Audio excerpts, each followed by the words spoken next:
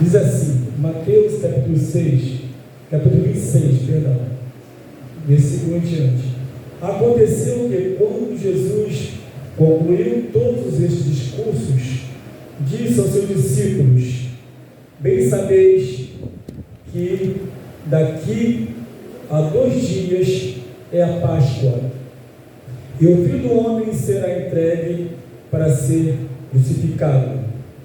Então os principais sacerdotes, os escribas e os anciãos do povo reuniram-se na sala do sumo sacerdote, o qual se chamava Caifás, e consultaram-se mutuamente para que todo condolo prendessem Jesus e o matassem.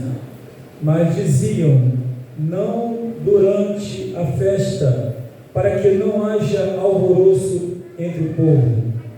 E estando Jesus em Betânia e em casa de Simão, o leproso, aproximou-se dele uma mulher com o vaso de alabastro, com unguento de grande valor, e derramou-lhe sobre a cabeça, quando ele estava assentado à mesa. E os seus discípulos, vendo isto, indignaram-se, dizendo: por que esse desperdício? Pois este unguento podia vender-se e por grande preço e dar-se o dinheiro aos pobres. Jesus, porém, conhecendo isso, disse-lhes: por que afligis esta mulher?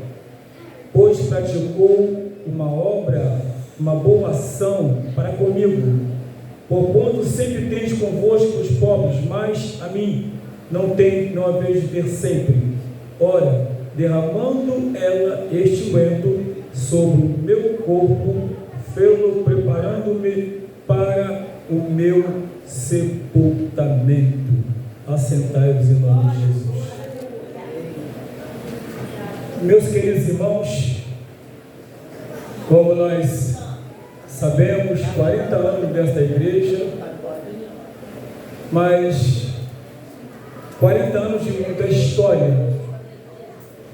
E quando a gente lê a palavra de Deus, o que é que nós encontramos aqui? Uma mulher praticando uma ação para o futuro. E aqui neste caso específico, essa mulher que havia sido liberta tomou uma atitude que nem ela mesma sabia do que estava fazendo. Mas não podemos esquecer uma coisa: a Bíblia nos fala em Isaías capítulo 46, versículo 10, diz que Deus, desde a eternidade, anuncia o fim das coisas que ainda não aconteceram. Ou seja, havia ali um dia preparado, programado para uma ação tremenda que a mulher não sabia. Mas quando a gente avalia aqui, quero falar para os irmãos 3 coisas importantes. A mulher tinha razão, o discípulo tinha razão e Jesus tinha razão. Todos tinham razão. E você vai perguntar: mas por que isso? Queridos, aquele vaso com alabastro, unguento perfumoso, era realmente muito caro. Era muito caro. Custava 300 denários. Denário era uma moeda de prata romana, e era o valor de uma diária de um agricultor, de um trabalhador. Se nós olharmos para o dia de hoje, a gente vai perceber que, pelo salário mínimo, fica em torno de, atualizando, de 30 a 50 reais. Mas se analisarmos a diária de um trabalhador, de um auxiliar de pedreiro, Quero colocar aqui cerca de R$80, que é aproximadamente isso. E se você multiplicar 300 por exatamente 80, vai dar R$24.000. Era muito caro. Era muito caro. Por isso os discípulos, eles sabiam do que estavam falando.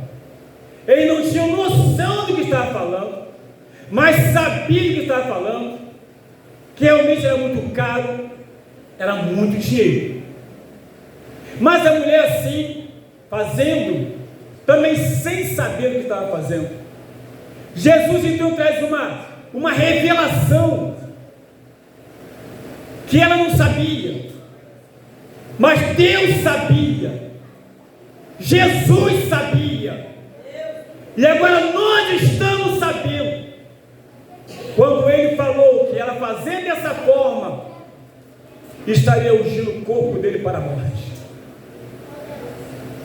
O valor não está exatamente no óleo em si. Ela não estava dando simplesmente o melhor dela. Ela estava fazendo algo mesmo sem saber, porque Deus já havia planejado isso, já havia visto isso, estava tudo no script de Deus, tudo preparado por Ele. Aquela mulher foi preparada, foi liberta para aquela obra. Você não sabia que estaria aqui, mas hoje você está. E quando a gente avalia a questão dos discípulos, percebe-se o que ele estava pensando, a mulher fazendo sem saber o que estava fazendo, mas Jesus traz para nós algo tremendo, mostrando que nós não sabemos realmente orar como convém, como está em Romanos 8, 26 e 27, mas é o Espírito Santo que intercede por nós com os gemidos inexprimíveis. Deus, segundo a sua palavra, Ele é onisciente, sabe todas as coisas. Salmo 139, de 1 a 6. O Deus que sabe, conhece e que preparou um futuro para toda a humanidade.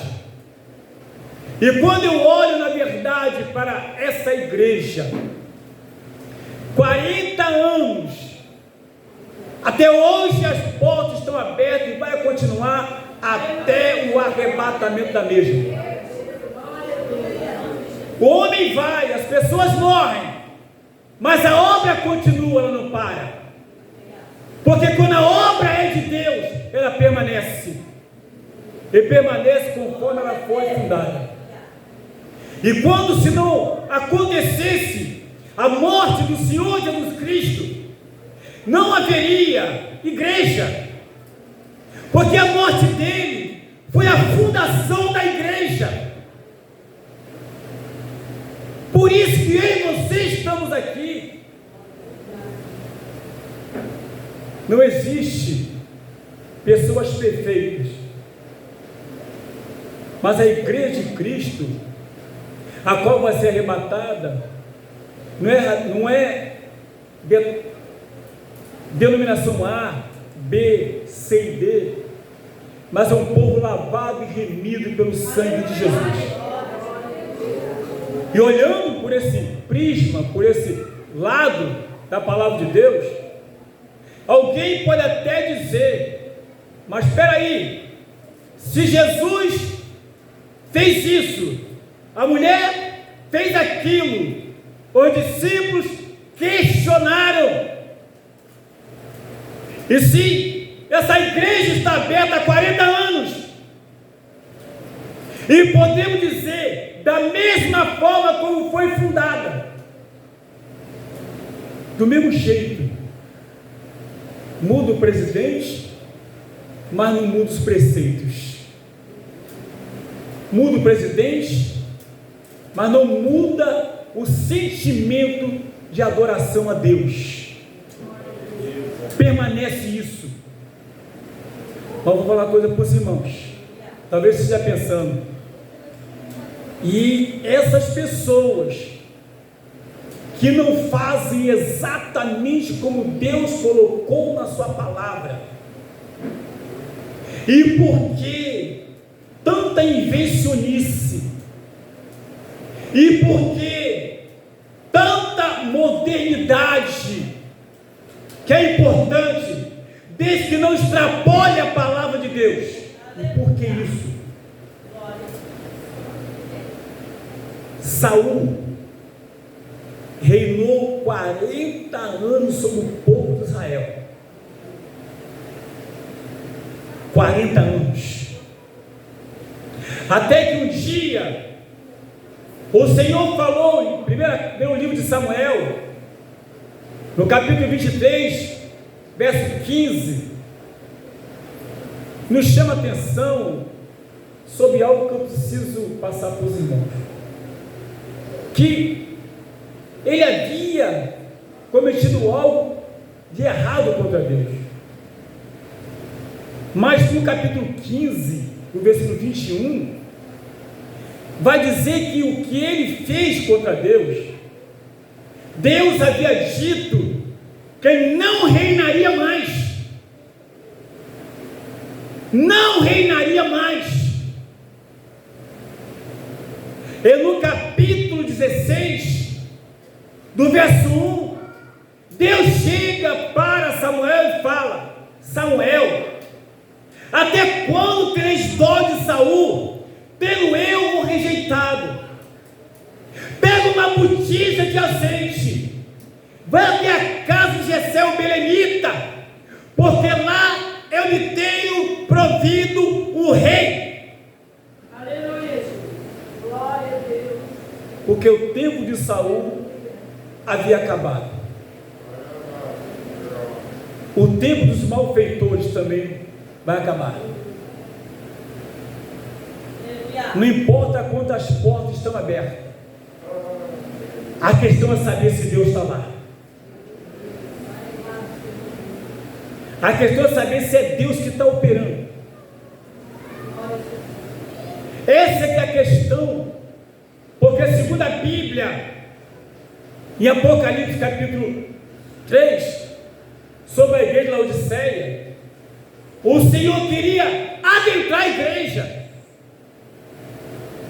mas estava impossibilitado, porque a forma de adoração não o agradava. Porque as pessoas, irmãos, não estão preocupadas em adorar a Deus, não estão preocupadas em bendizer o teu santo nome.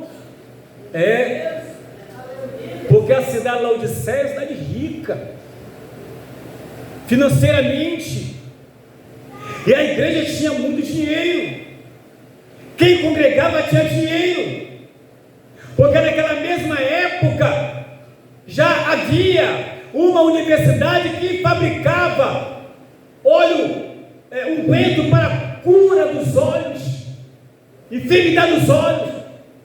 Já havia um processo de banco, já havia uma manufatura de tecidos que fabricava tecido da melhor qualidade para exportação. Mas tinha um grande problema. É um lugar seco, não tinha água, e algo que chegava pelo Mapaduto, ela saía quente, chegava morna. Por isso que ele fala que não és quente e nem frio como é morno, vomitar-te-ei da minha boca. Tinha tudo isso. E a Bíblia nos fala em Apocalipse capítulo 3, verso 20, ele diz: eis que estou à porta e bato. Se alguém ouvir a minha voz, abrir a porta, eu entrarei e cearei com ele e ele comigo. Tem muitos lugares que Deus se faz mais presente.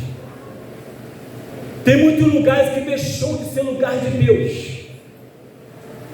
Assim como Saul reinou 40 anos sobre o povo de Israel, e que Deus um dia havia dito que ele não reinaria mais sobre o teu povo, é que Deus mandou Samuel até a casa de Jessé o belemita, porque ele diz, porque lá me deu provido o rei, lá me deu provido alguém que vai fazer a minha vontade,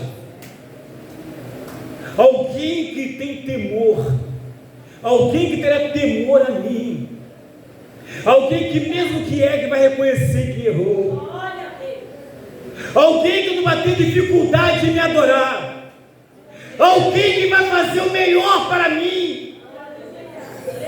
Deus não divide a sua glória com ninguém. É o que está escrito em Isaías 42:8. Eu sou Deus, e a minha glória a outro não darei, e nem meu louvor a imagem esculpida feita por mão de homem. Quando, irmãos amados, em alguns lugares, o homem começa a aparecer mais do que Deus, Deus sai. Quando o homem começa a ser que é mais que Deus, Deus sai. Ele não vale a pena, não tem como ficar no local onde não há a presença de Deus.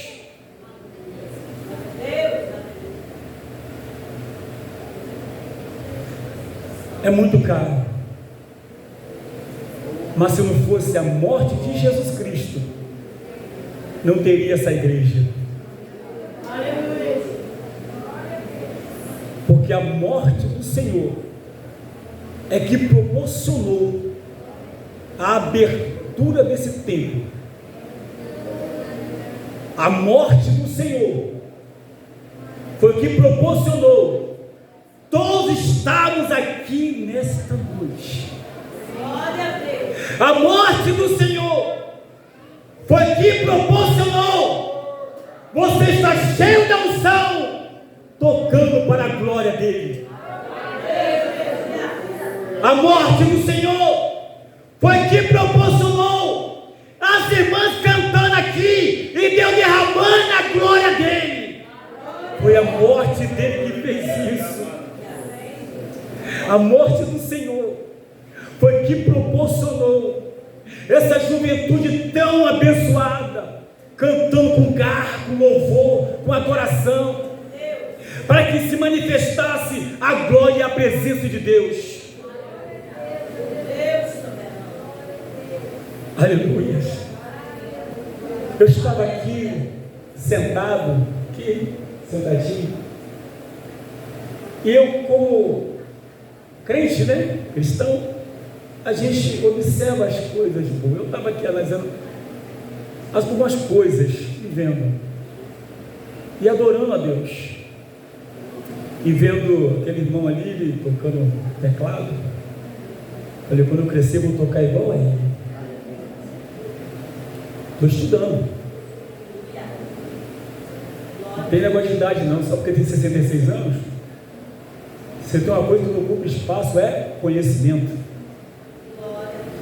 E eu estava vendo ele com aquele outro irmão, antes dele ali, tocando bateria, e um olhando para a cara do outro, se comunicando, e tal, e toca aqui, e o outro, e rindo, sorrindo, uma alegria. Eu falei, meu Deus do céu, coisa que contagia, gente.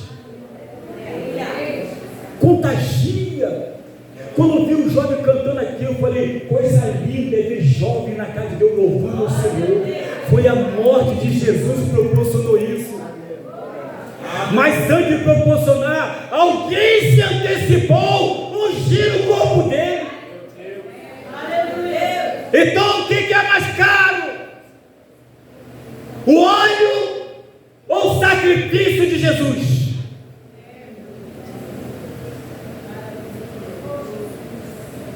Mas os discípulos não sabiam disso. Seus pecados estão perdoados. A mulher não sabia disso, mas ela estava sendo um instrumento nas mãos de Deus.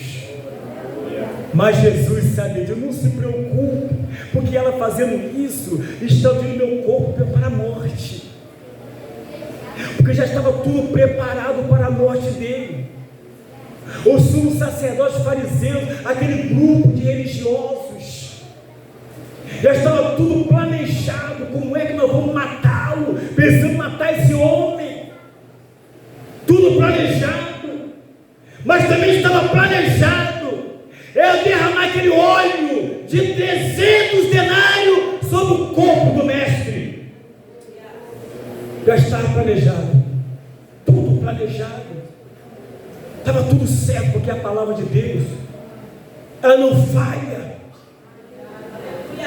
Meus amados, quando a gente deve se olhar, principalmente, no meu caso eu, talvez mais alguns aqui, que não nasceram em berço evangélico, mas tiveram a chance, a oportunidade de hoje poder fazer uma análise do que era, do que fazia e como andava, do que é, do que faz e como anda hoje. Não olhar para trás como derrota, que a Bíblia nos fala em Isaías 43, 19, 18, 19 e 20. Não vos lembrei das coisas passadas, nem considerei as coisas antigas. Vede que hoje eu faço uma coisa nova. Porventura não percebeis? Farei um caminho erro. Sabe o que é isso? Esse caminho chamava-se Jesus de Nazaré, o homem profetizou há 740 anos de Cristo a vida do Messias. E a mulher então começa a ungir o teu para a sua morte e ressurgir ao terceiro dia. É fundar a igreja onde estamos aqui para a glória de Deus. Aleluia! Louvado seja o nome de Jesus. Eu fico feliz da vida. Eu fico feliz da vida. Vale a pena. Vale a pena estar na presença de Deus. Vale a pena, irmão, estar adorando a Deus. Tem hora que eu fico, vou falar uma coisa aqui, irmão, me perdoe, não é uma crítica, mas só um comentário. Eu fico preocupado, quando estamos todos na igreja, todo mundo, e que de repente alguém, ou dirigente do culto, e diz: cara, vou dar uma oportunidade ao irmão. Olha assim, estou feliz com Jesus. Quem está feliz canta. Quem está feliz lê uma palavra. Quem está feliz conta um testemunho de vitória. Quem está feliz tem algo a falar acerca de Deus. Não me deu oportunidade não. Se eu não largo nem o microfone, porque fala de Jesus é bom. Fala do amor de Deus é bom. Fala da graça de Deus é maravilhosa. Por isso, meus queridos, toda vez que nos reunimos é para estarmos alegres e felizes. As lutas vêm, faz parte. Nós não fomos enganados, como está em Gálatas 6,17, Paulo falando que agora ninguém mais me moleste, pois eu trago no meu corpo as marcas de Cristo. Marca de 40 chicotadas. Mas ele disse, Gálatas 2,20, que não vivo mais eu, mas Cristo vive em mim. E o que eu vi agora na carne é para a glória de Deus. Então tudo é para a glória dele. E nós, como cristãos, a Bíblia nos fala, na segunda carta de Paulo a Timóteo 3,12, que aquele que quer viver piamente em Cristo há de sofrer perseguições.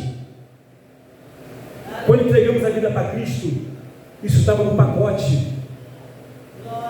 Não devemos estranhar, porque quando damos muito valor à luta e à prova, nós não valorizamos a obra de Cristo. Nós não temos tempo de adorá-lo. E Deus não nos chamou para isso. Porque a alegria do Senhor é a nossa força. É verdade que todos nós temos luta, dificuldade e provas. Está no pacote. Não foi excluído. Mas não é porque somos bonzinhos, não é porque somos legalzinhos, não é porque damos um grande dízimo, não é isso, não é porque cantamos bem, porque pregamos bem, porque ensinamos bem, não é por causa disso, é por causa do nome de Jesus Cristo. Aquele nome sobre todo nome, aquele que foi ungido para a morte, por uma mulher que para ela talvez despretensiosamente, mas Deus está no negócio, era um projeto para que hoje estamos aqui adorando. É muito maravilhoso. Por isso que Jesus falou que ela seria lembrada no mundo todo. E está sendo lembrada hoje. Mas ser lembrada como alguém que fez uma grande obra. Ser lembrada como alguém que teve um grande feito. A pergunta é: quando eu partir dessa terra, como serei lembrado? Qual é o legado que eu estou deixando? Porque ela deixou um legado. Que legado foi? Ungido Senhor, com unguento, nardo puro, perfumoso, caríssimo. Calaxiou, mandasse, raste de comandasse. Ai, Deus.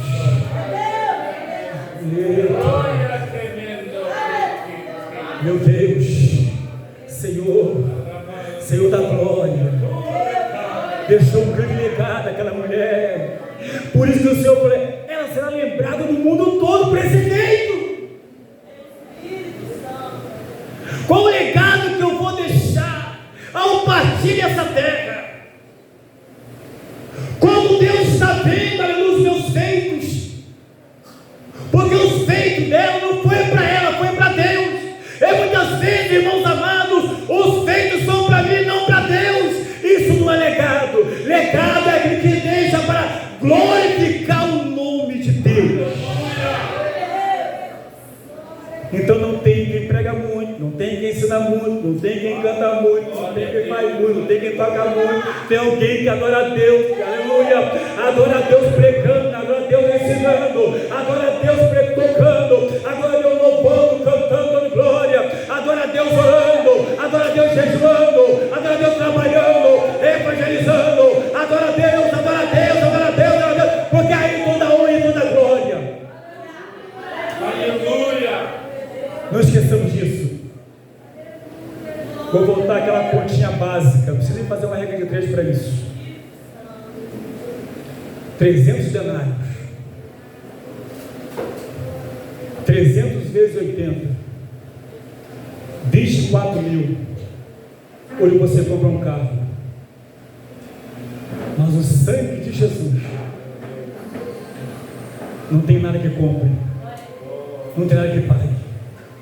E se não fosse a morte, se não fosse o sangue, eu não estaria aqui hoje. Você não estaria aqui hoje.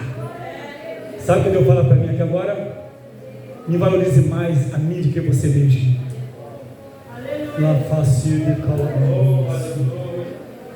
Valorize mais a mim do que a você. Faça isso. É isso que eu espero em cada um de nós. Se tivermos essa visão da obra, daquela fala de Jesus Cristo, é para ecoar o tempo todo. Não censure esta mulher, faz isso não. O que ela está fazendo está ungindo meu corpo, a minha morte. Vai entender isso? E mais, o nome dela vai ser lembrado no mundo todo. Sabe como é que o nome dela vai ser lembrado? Através da pregação do Evangelho. É lembrado aqui, ali, acolá, no Rio, Macaé, São Paulo, Bahia, na Birmania, Alemanha, na Indonésia, no Cazaquistão, no Uzbequistão, nos Estados Unidos, na França, na Itália, não importa. Aonde tem povo de Deus, esse feito é lembrado de alguém que tomou uma atitude de forma tão especial, sem olhar para o valor, mas o significado. Isso foi visto por Jesus. Que Deus possa continuar nos abençoando, em nome de Jesus Cristo. Aleluia. Amém.